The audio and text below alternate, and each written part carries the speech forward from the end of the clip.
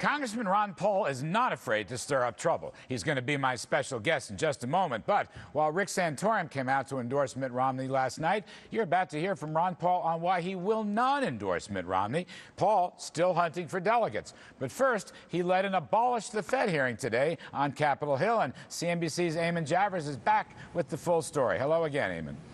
Hi, Larry. Well, you know, Barack Obama and Mitt Romney may be in full general campaign mode, but don't forget that Ron Paul is still in this race. And here in Washington, there's been a lot of speculation over the past couple of days of exactly what Ron Paul hopes to accomplish by staying in this race. And one of the things people are really focused on is when will he get a chance to speak at the Republican convention in Florida this summer? Will he get that coveted primetime slot? Clearly, this campaign for Ron Paul is all about projecting his ideas out into the Republican electorate and on TV to the mass media.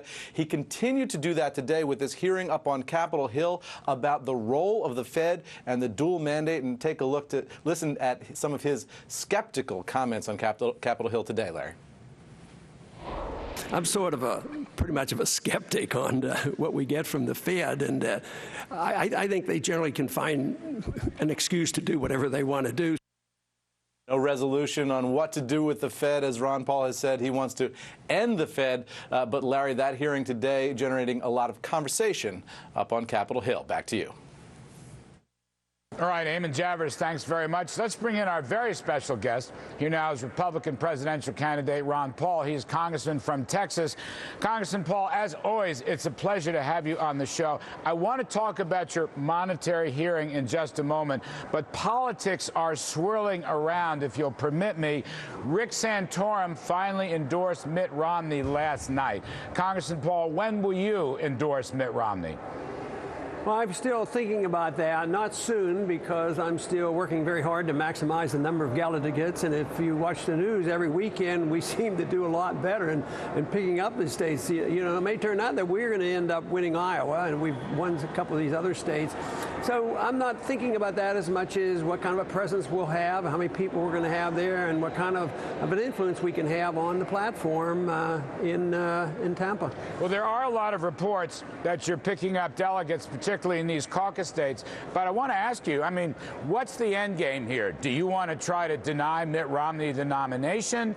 Do you want to exact some policy or political price for your endorsement? Tell me the end game, sir.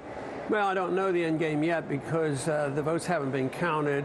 No, my goal isn't a negative goal. That is to stop somebody. My goal is to do my very best and to galvanize the support I have, because you do know that we're getting tremendous turnouts. We can get from 4, 5, even up to 8,000 people on campuses, and they're very concerned and very worried. So I want to take that and make sure it comes out in a positive manner to change policy. So we're very much involved in policy. So the longer I'm in it, the more delegates we have, the more presence we have, the better chance we're going to have to return to sound money and a more sensible foreign policy, and maybe do something with this deficit one of these days. Have you spoken to Mitt Romney, particularly about your goals of sound money and the Austrian free market model? I would think Romney is sympathetic. I mean, have you spoken to him and said, Governor, I'd like to see these things in the Republican platform? Has that been going on? No, it really hasn't. We haven't had that opportunity. We ran into each other a lot during the campaign, but most of it's been very friendly, more family-oriented conversations, but never anything into a deep discussion. And, of course, on the surface in the debates, I found out, as he probably did too, that we don't have a whole lot of precise agreements, you know, on our platform when it comes to foreign policy or monetary policy. But, you know, maybe tax policy. But we're more, it's more about it than just tax policy. I mean, we want to deal with the role of government and what we're supposed to be doing in this deficit horrendous, and how that is connected to the monetizing of debt by the Federal Reserve. And we think we should deal with a foreign policy change as well. There's a Rasmussen poll out today, Congressman, of likely voters. They included you as a third-party candidate. It's a three-way tally. Mitt Romney gets 44%, Barack Obama gets 39%. 29%. Ron Paul gets 13%. I ask this question, sir, because in our prior interviews, you have said to me quite plainly that you were not anticipating a third-party run. Is that still your point of view? Yeah, I don't have any plans for that. But I think the interesting thing there, if you extrapolate, it looks like some of my votes come from the independents and the Democrats, and they're all, the Republicans always worry, would he run third party, and what would it do to the party I have to endorse because I don't want to ruin the Republican Party. The plain truth is this philosophy of freedom and individual liberty and limited government is appealing to independents and moderates and even progressive Democrats when it comes to civil liberties and foreign policy. So there's nothing automatic about my appeal only being to Republicans. Quite frankly, I thought that was an interesting poll. The only thing is we've had a couple other polls where I do even a little bit better than that one. Let me ask finally on money and sound money and the dollar and gold. These are things that you and I both hold dear, as we've discussed down through the years. In your hearing today, did you present your bill to abolish the Federal Reserve?